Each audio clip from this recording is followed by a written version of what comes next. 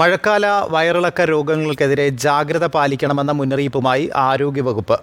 മന്ത്രി വീണ ജോർജ് ആഹാരത്തിലൂടെയും വെള്ളത്തിലൂടെയുമാണ് വയറിളക്ക രോഗങ്ങൾ പ്രധാനമായും ഉണ്ടാകുന്നത്.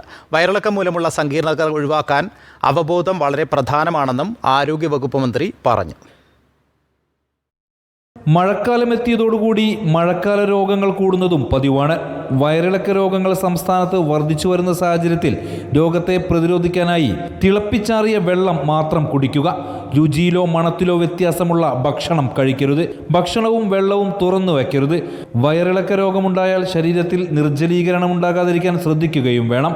രോഗം ശ്രദ്ധയിൽപ്പെട്ടാൽ ഉടൻ തന്നെ ഉപ്പിട്ട കഞ്ഞിവെള്ളം, കരിക്കിൻ വെള്ളം, ORS എന്നിവ നൽകുക. ഇതുവഴി നിർജ്ജലീകരണം തടയുവാനും രോഗം ഗുരുതരമാകാതിരിക്കാനും സാധിക്കും.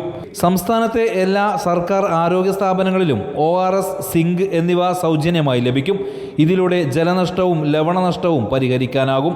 ലോകത്ത് 5 വയസ്സിന് താഴെയുള്ള കുട്ടികളിൽ മരണകാരണമാകുന്ന പ്രധാനപ്പെട്ട രോഗങ്ങളിലൊന്നാണ് വയറിളക്ക രോഗങ്ങൾ എന്നത് പ്രധാനപ്പെട്ട കാര്യമാണ്.